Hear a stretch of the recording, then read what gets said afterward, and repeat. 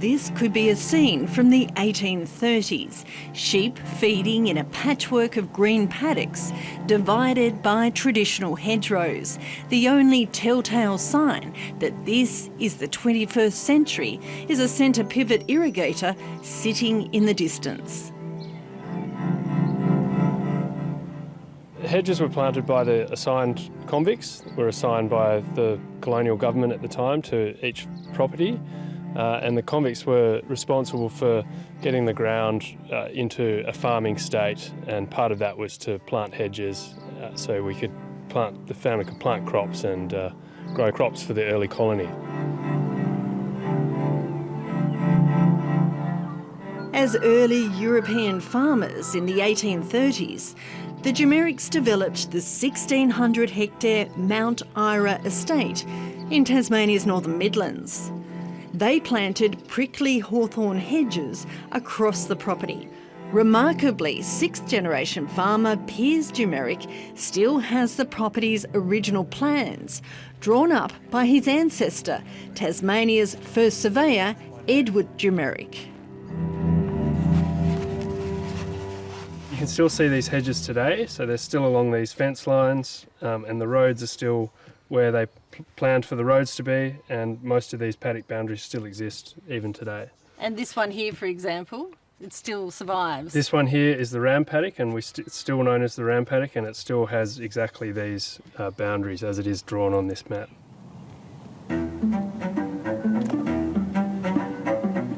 Like most early European farmers in Tasmania, the Jumerics were responding to a call from Lieutenant Governor George Arthur to make the Van Diemen's Land colony self-sustaining.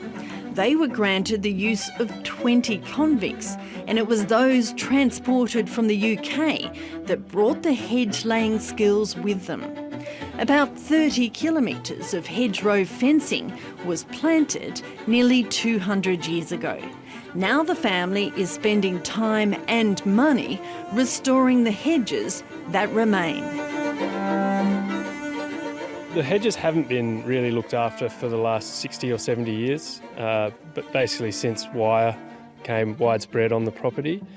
And so we're slowly now just starting to trim them again, lay them over in the traditional way and bring them back into their traditional working order. This 21st century farmer admits the 19th century form of agricultural fencing that remains on the property is still effective. There's a lot of benefits. I'm not sure I'd be doing it today because of the cost of establishing them, but they do make magnificent fences when they are in good working condition. Well, they don't fall down, which is nice. So they're very low maintenance, apart from the odd bit of trimming and bit of chainsaw work to keep them stock proof, but that's about it. They generally just look after themselves.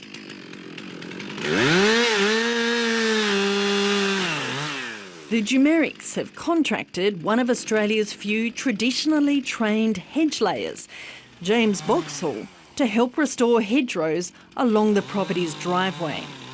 He trained in the ancient craft overseas and is now accredited with the UK's Professional Hedge Laying Society. All the old hedges used to say, hawthorn loves being cut, loves the axe, it responds very well. We get a lot of vigorous new growth after they've been worked. Less than a handful of skilled hedge layers work around Australia, but James Boxhall is hoping to change that. He's teaching the ancient craft to a team of young trainees working for the not-for-profit land care group Greening Australia. Cut as much away of there as you can. That's it. Keep going, keep going. Yep, that's good. He's down there now. Well done. Typically, the hedge layer will cut the base of the branches savagely to a point where there's just enough wood fibres for the sap to continue to flow through. The long branches are laid flat. Those fibres are still connected to the plant base. Out of everything that we do here, that's the most important cut. Nice down, low to the ground. Once a section is laid flat, one branch on top of the other like dominoes, stakes are driven into the hedge line at even spacing. Yep, that's got him. Good one. Yep, they're all pretty good. So everyone remembers there, so that's our measurement there, that's the cubit, the old biblical measurement. Binders, which can be anything from dogwood to willow, are woven around the top of the stakes to secure the branches in place. People often say, you know, oh, these old hawthorn hedges, you know, oh, they won't hold cattle in, or, you know, you trim them and they still can't make them stock-proof. This was how they were made stock-proof. They'd be cut and laid every 20, 30, 40 years and trimmed, and then in 30 or 40 years' time, the next farm manager would start looking at the hedge and go, oh, it's looking a bit thin or gappy there, and I think, you know, the sheep might start pushing through there. So they would then get the next hedge layer in and make it a nice stock-proof hedge again.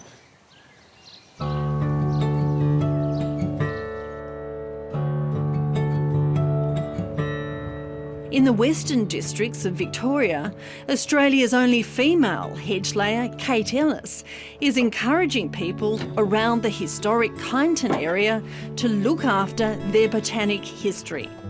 The environmental scientist turned traditional hedge layer has taken to the ancient craft with a passion. When I first started, nobody knew what hedge laying was. So I actually gave quite a few talks around the area for different groups, and just everybody knows that I'm the hedge layer in this region now. And people are really interested in it, and I've done botanical gardens and private hedges. So I think if you ask anyone in Kyneton about hedge laying, most people know what it is.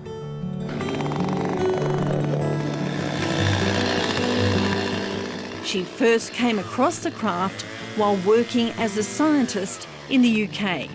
On returning to Australia, she soon swapped scientific research for the more physical craft of hedge laying. Studying in Scotland, occasionally when I did field work, I would come across hedge layers, and the work fascinated me because it looked so brutal. And it stuck in the back of my mind, and when I moved back to Australia, I came here and here was this horrible looking hedge, and it was either rip it out or do something to it. So I thought I'll try and do what they were doing overseas, which is hedge laying. So I bought a book. I went and saw James Boxall in Tasmania for a day, and he showed me the basic elements of hedge laying, and I just got to it. Her work on her own boundary hedge attracted the attention of locals. Soon she was working on hawthorn hedges all through the winter. Oh, it's not glamorous at all, but it keeps me very fit. And I like the outdoors, and I love the end result. So, yeah, I'm not sure how many years I could keep it up for, but while I'm still young enough and fit enough, I'm happy to do it each winter. The thrill of preserving these ancient hedges and passing on a dying craft keeps these passionate landscape gardeners working through the coldest winters, cutting, pushing, bending and chainsawing the thorny and at times nasty plants back into the shape of the traditional fences of Australia's past. It's brutal for the plant and the hedge layer, but the end result is a beautiful, thriving restoration of botanic history. I love it. It gets me out of the house, takes me to beautiful places, and I create beautiful, aesthetically pleasing structures. In spring, back in Tasmania, the Jimericks property is dotted with new life and new spring colour. The hedges are starting to sprout.